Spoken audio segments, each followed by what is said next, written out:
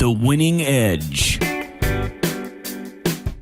Hey, it's Coach Smith. I'm sitting here with a very special person, very special athlete, and I'm excited about having a chance for her to share her journey with you because I think it'll help you, football players and quarterbacks and any athlete out there, very much. So the reason she's so special is because she's my daughter. This is Madelin Smith. Madelin is a Division I athlete. She's a beach volleyball player for UC Davis in California. She's visiting me from California right now. I live in North Carolina. So thanks for doing this, Madelin. I appreciate it. Thanks for having me. Madelin, I want you to share your journey in a way that it can add value to the athletes out there. Well, I would characterize Madelin as an overachiever. Always has been that way in everything she does, whether it's athletics, academics, community involvement. In music, she's always been a leader. She's always been a high achiever. So the success that she's finding at the college level is no surprise to us, but I want her to share with you what goes into her mindset and strategies specifically for being an overachiever. So Madelin, I remember from a very early age that I think you were always involved in a variety of sports. From soccer was your first organized sport. You played basketball, AAU basketball, middle school, high school basketball, volleyball. You did cheer. She was really into cheer for quite a while. I knew she was going to have to make a choice between cheer and basketball when it came into high school. And then always involved in music and choir and had leads and solos. And she was just one of those type people that no matter what she did, she was successful at it. What do you remember about growing up as an athlete in the Smith family? Well, obviously having a dad as a coach and my mom also playing collegiate sports, my brother being an athlete as well, I was always surrounded by sports, whether it was on TV, we'd go see games, or I'd just be watching my brother play. He got into baseball, basketball, football at a very early age. Mm-hmm. So I kind of had him to look up to before I even got into sports. And you always seem to enjoy sports. I remember watching you play soccer one time, and you'd just be out there like dancing on the field when you're like between plays and stuff. Yeah, I had a lot of fun. I think soccer was my first exposure to team sports, and I learned how to be a teammate, and I learned how to have fun. And I never ended up sticking with soccer, but I do have good memories about, like you said, dancing on the field. I have some funny memories about, taking the ball and going to the wrong goal. Yeah, exactly. Well, that's how you learn, is you go out there and you make all those mistakes, right? Having me as a coach, okay, and again, you mentioned your mom was a Division I athlete as well. So obviously you've got parents that are competitive. Did you feel pressure from your parents, like when you would take and go score a goal for the opponent in the wrong goal? Did you feel any undue pressure from a competitive perspective or pressure to win from your mom and dad at all? No, never felt pressure to win. I just remember, you guys would always tell me, go out and have fun, leave it all out there. And that's what I would do. I would just run around and have fun. Mm-hmm. And I think it was just a lot of learning. I wasn't really focused on winning. Mm-hmm. And I didn't feel pressure to win either.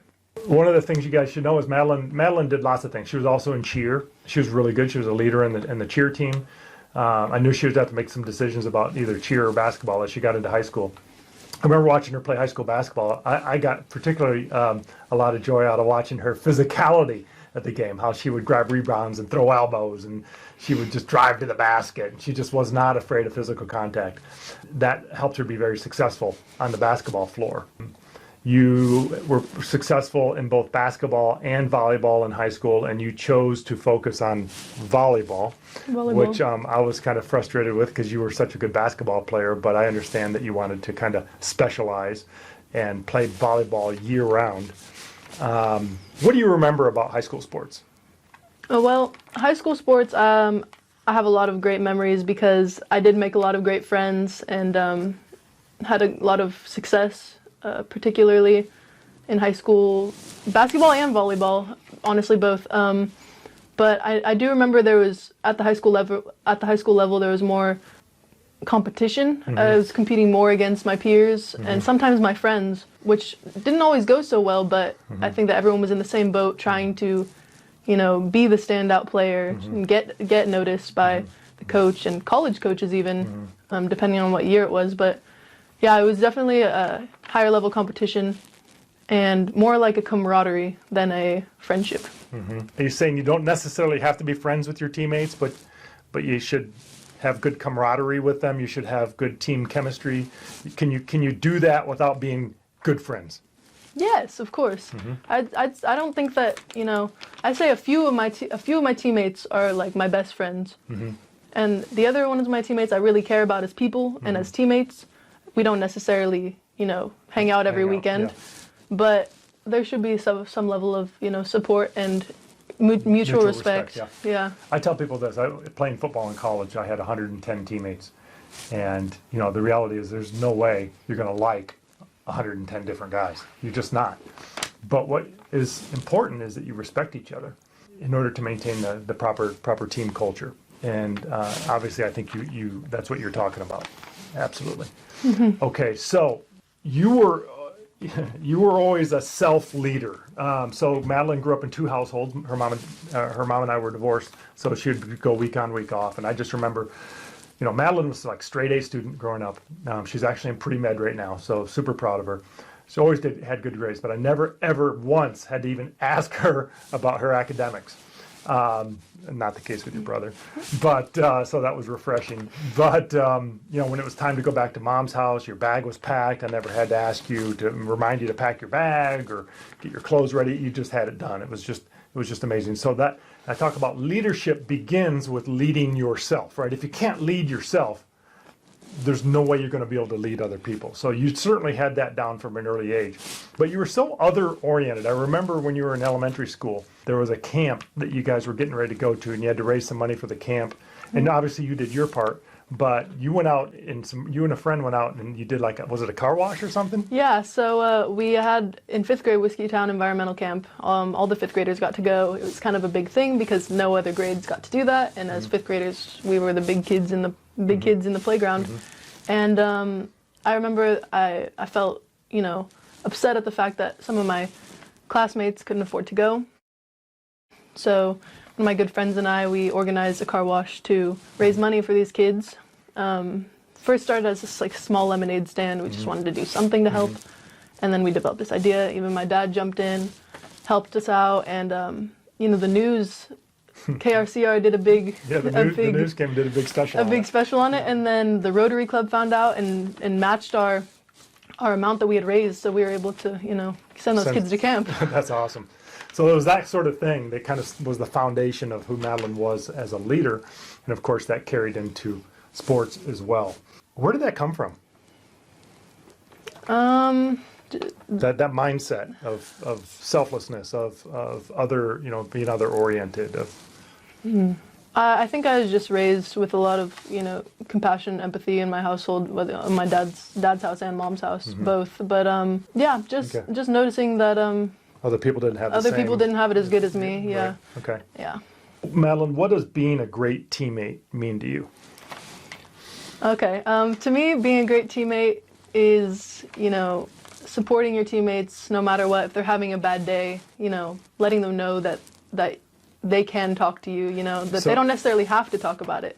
But that you're there for them. You mean you're going to like your teammates whether they're playing well or not, or whether you win or lose, you're still going to like them. You have unconditional love for your teammates. Right, exactly. Because not everyone's not having, not every day can be a great day for everyone. It's important to understand that some people are not going to have great days, even when everyone else might be having the game of their life. And what are some ways you can help elevate your teammates or energize your teammates? What are some things you might do? Some things that I try to do is just pump everyone up during warm-ups. Even if they say they're not having a good day and they do something good, make sure that they know you see them working hard. So if they demonstrate something positive, like even if it's just effort. Effort, exactly. Yeah, just letting them know that you're acknowledging that you see them trying. You see them trying. You see the effort, because you know that effort will lead to results eventually, right? Yes. And the key is to keep your teammates energized. And right? keep them confident in their own abilities, because a lot of times I see my teammates, especially sometimes I struggle with this when you just don't have a lot of confidence in your game, or maybe there's something going on outside of your sport that's, taxing on your mind, but just making sure that your teammates are confident in themselves is important to me. So we've used the words before, speaking life into your teammates. That can be things like just little encouragements, just little pat on the back, just, hey, great hustle, or hey man, keep it up. I see you working, just, whatever it is, just acknowledging that engagement and effort that they're showing, right? And not focusing on results. Too much of our society, I think, focuses on the end results. Are we winning or are we losing? Are they playing well or are they not playing well? I'll acknowledge that person if they make a play only. That's, we really, really want athletes who want to be leaders to learn to acknowledge and elevate and speak life into their teammates regardless of the results or the outcomes that they're giving. We really, really want to be a noticer, a master noticer of effort, right? A master observer is what I say. A master observer. Become a master observer where you're looking for opportunities. You're looking for those opportunities. Maybe it's a hard practice. Coach is making you do a bunch of sprints. And as a leader, you can be the one who's saying, come on, guys, keep it up. Yes, keep working hard. Hey, proud of you guys. Come on, we can do this. Just those little things to keep energizing your teammates, right? Yeah. And those are things we've talked about, right? Okay. Yeah. Madelin, speak to the athlete who wants to go to college to play ball. I mean, you had share your story, right? Obviously, you had some limited opportunities coming out of high school, some scholarship offers with some smaller schools. Madelin's 5'9" for a volleyball player. That's not real tall. So I'd say you've got a great skill set, but you're not gifted with with the great size like a lot of Division I volleyball players are. You're probably one of the shorter, maybe not the shortest, but probably one of the shorter players on the team. But just talk about your journey. Yeah. So. I like Dad said, I decided to specialize in volleyball primarily after my junior year. So I played, club and indoor for high school and then beach in the summer. And I wanted to go to college. I decided that I was going to start looking for opportunities to go play volleyball in college. And to look for just athletics is, not something that I was doing, but I was actually looking for somewhere I could be happy with my academics too, because obviously academics, student athlete, not athlete student. You wanted to go into medicine, so you wanted to Right. go to a school that could support that, had a good pre-med program. Right. So you were going to choose a school based on academic first, right? It's kind of you were looking for academics first, and Yeah. then do they have a volleyball program that Right. you could contribute to? And that would be one piece of advice for anyone looking to play collegiate sports is look for somewhere that you'd be happy even if you weren't playing any. Yeah, because it may not work out, right? Yeah, exactly. So then I had a few opportunities to play at smaller schools, NAIA, D3, and I had the opportunity to play indoor and beach. But again, the academics weren't what I was looking for. So I decided that I was going to go to UC Davis, major in biological sciences, and try to walk on to the indoor team. And, right as I committed to UC Davis, sent in my letter of intent, they announced that they were going to have a beach team. And so I never would have thought that would happen because, that's just luck. That's pure luck. And I was really blessed to be able to have So we talked about that, program and I said, hey, you should walk on because they're probably looking for players, starting a Right. new beach program. Yeah. Yeah, so anyway, I had the plans to try out, and I was really excited about the fact that I was going to get to, like I said, try out. The idea of trying out, proving yourself, Did you go talk to the coach personally? How'd you approach the coach? No, I had emailed her a few times, it's here and there, little talk, but never any commitment, never any, for sure, opportunities. But she invited me to come try out, and there was 3 girls that tried out. 2 of us made it, and we went through this long process. There's a conditioning test that we had prepared for. What do you think they looked for? Obviously skill, but did Yeah. they put you through conditioning? And Right, so we had to do this conditioning test. I had been training for. I had never completed the conditioning test on my own prior to the actual test. I had always gotten close, but when it came time for the test, I just said, screw it, it's all mindset, I'm just going to do it. And I ended up completing it for the first time. That's what I think a lot of coaches look for is grit. And even though I'd never completed that test before by myself, when it came time to show that I could do it, it was all mindset. What does grit mean to you? Sticking with something, whether or not you like believe you can complete it, you stick with it and go after it, and you never give up. It's about resilience to me. Yeah.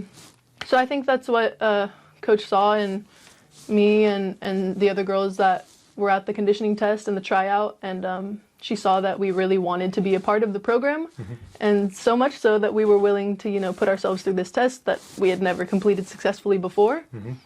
And we put ourselves out there in an uncomfortable environment, and we were just hoping to rise to the occasion.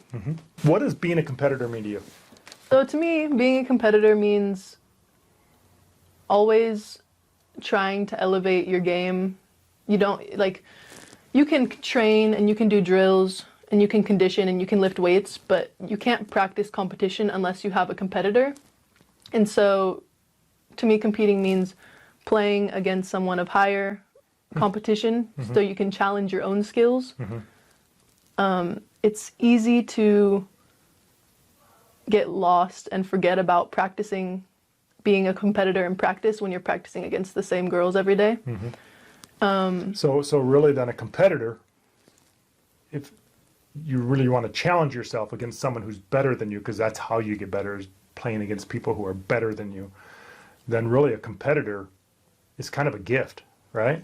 Yeah. And it's interesting how people think of their competitor as their enemy, but when you break it down like you are, competitor's not your enemy. Your competitor's really your friend because they help you get better. Yeah, right? and you should respect your competitor because they're working just as hard as you are, and they're giving you the opportunity to elevate your game by challenging you and by exposing your weaknesses and giving you a chance to expose theirs, or finding out how to compete with them, finding out how to, you know, get them moving around, get them diving around, get them out of their comfort zone, and they're doing the same to you. Now, your journey has not been a path of linear growth. It's been kind of up and down along the way, but steadily going up over time. Your first year, you didn't make the travel team. Your second year, last year, you made the travel team, and then it got cut short by COVID, and then now you've continued to play and improve. So this should be a big year for you this next spring. What have you learned about yourself through this journey? Yeah, I've learned a lot about myself. Really, I've learned that I play better when I'm relaxed, when I'm having fun. And like, I love to compete, don't get me wrong. But I think like competition is only helpful when, I don't know how to say this. Like competition is, like, it's not fun to feel pressure when you compete. It's more fun to feel So we've had a lot of conversations here on this. We've talked about, you know, I think I've encouraged you to not be so results oriented and to really focus on being your best. Be just having fun and enjoying it. Because look, if you don't enjoy what you do, you're not going to put time into it. Okay, so you've got to enjoy what you do. If you don't enjoy what you do, you won't put as much time into it. If you don't put as much time into it, then you're not going to be as good. You got to put a lot of time into whatever you do if you want to be great. So you better enjoy it. So we've talked about that, enjoying it, right? We've talked a lot about not being results oriented, because you get down when you focus on results, right? And so I've encouraged you to take your mind off results and focus on the process, right? Yeah. Focus on competing every day in practice. Right? Yeah. Focus on being the best version of you. And challenging not myself. whether or not you make the travel team, right? Yeah. Right. Yeah, I think you said it. What advice do you have for others who might be, looking to take the next step in their journey, whether it be make the varsity team or play at the next level past high school and college? Okay, I have a few pieces of advice. First of all, I would say, like, believe in yourself and find yourself a good support team. Like your parents, and if it's not your parents, maybe your best friend or your uncle, your aunt, grandparents, someone who can encourage you when you can't encourage yourself is really important and has been important to me in my journey. Probably somebody then who knows what that journey looks like. A parent may not know what that journey looks like unless they played at that level. You might need to find a coach or another athlete who's played at that level who can really speak to you from a perspective of experience, right? Like your mom or your dad were able to do. Yeah. Secondly, I'd say you got to put, like my dad said, put time into it, enjoy it. Really, there's something I want to add along with that. Put time into it. Madelin was always what I call a driveway kid. By that I mean that I would come home from work or I'd come home from practice, and Madelin would already have gone to school, gone to practice, and she'd be home in the driveway doing extra work, whether it be shooting hoops, shooting free throws, doing footwork drills in the driveway. And I think that came out of her pure enjoyment for what she did. And she was really encouraged all along. Just have fun, connect with your teammates, build those relationships, be a great teammate. No pressure to win, no pressure on outcomes. So she enjoyed it. I think so many kids have their love for the sport robbed by undue pressure on outcomes, whether it be by a coach or by a parent.